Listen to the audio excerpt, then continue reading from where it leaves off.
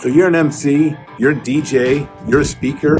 When you take over a room, when you own a room, are you actually owning it or are you annoying? Hi, this is Bill. This is Creative License, and I'm going to talk about that in a minute. But first, let me remind you, this is brought to you by Disc Jockey News, DJ Event Planner, Perfect Portals, Electro Voice, Promo Only, and of course my workshop, The Entertainment Experience. You want to know more about my workshop, go to entertainment-experience.com. So owning a room. God, I hear a lot of guys say to me, man, I really owned them, man. I go out there and I own the room and I take over and things go great. And I've seen guys who tell me they do this. And usually the way a DJ or an MC or even a speaker goes into a crowded room of people that are talking and they own the room is that they take it. In other words, they run into the room as loud as possible and say, hey, man, welcome to the party. It's going to be great. My name is Dave. And as he's doing that, everyone is still talking. There's still a lot of chatter happening in the room. So if that's happening and you're talking and you're trying to give out information while you're talking and while everyone else is talking, let me just say you're not owning anything. You're annoying everybody. You need to own the room, not annoy the room. And it's not a fine line. It's really not. It's not that difficult, but it takes a bit of courage because usually the idea that everyone's going to pay attention to us is not that exciting, right? We know we have a microphone. We know the loudest person in the room. And if we're loud enough and over everybody, when we tell them we're about to start dinner, they should have heard us. I mean, I spoke above them. I screamed it out into the room. But, I was having a conversation with my mother or with my CEO or with a girl that I'm trying to meet. And I heard with I call it the speaker mosquito, right? I'm trying to have a conversation. You're up on the dais. You've got a microphone and you're going blah, blah, blah. And all I hear in my ear is blah, blah, blah. Or like a mosquito. You just want to stop it. Stop it. Kill the mosquito. Stop. You don't like mosquitoes. And if you do, then I apologize. I've probably lost someone who watches the show. But don't be annoying. Okay? How do you not be annoying and still own the room? Well, people want to give you the room.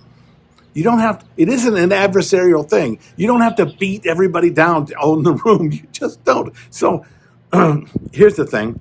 Take into consideration these three things. Number one, you've got the microphone. So you're the most powerful person in the room. You're the loudest entity in the room. You've got the microphone. So if you're going to use it, have something to say, right? Number two, ask for their attention. Ask. I'm serious. A few people will hear you, and then more people will hear you. And if they don't hear you again, ask for their attention again. Let them know something is coming that's important. And number three, wait. Wait for a silent room. Look, if your job is to speak information into a microphone to a room full of people, and it's important that they hear you and that they do something about it, or just that they know the information you're giving out, and you say it, and someone in the room didn't stop, and they continued their conversation with their mom, and they didn't hear what you had to say, then you failed at your job. Period. I mean, it's your only job. If they give you a mic and they tell you to make an announcement, your job is to be sure everyone hears that announcement, even if it's something as mundane as there's a Toyota Tercel that has their lights on in the parking lot. Because the guy whose car it is didn't hear you because you just yelled it into a mic while everybody was talking. Then they went, what did he say? What kind of car was that? Is there a light on? You failed. I mean, you have one job. And the job is not to say the thing into the mic. It's to communicate the information to every last heart and mind in the room. So ask for the attention. Wait for them to be silent.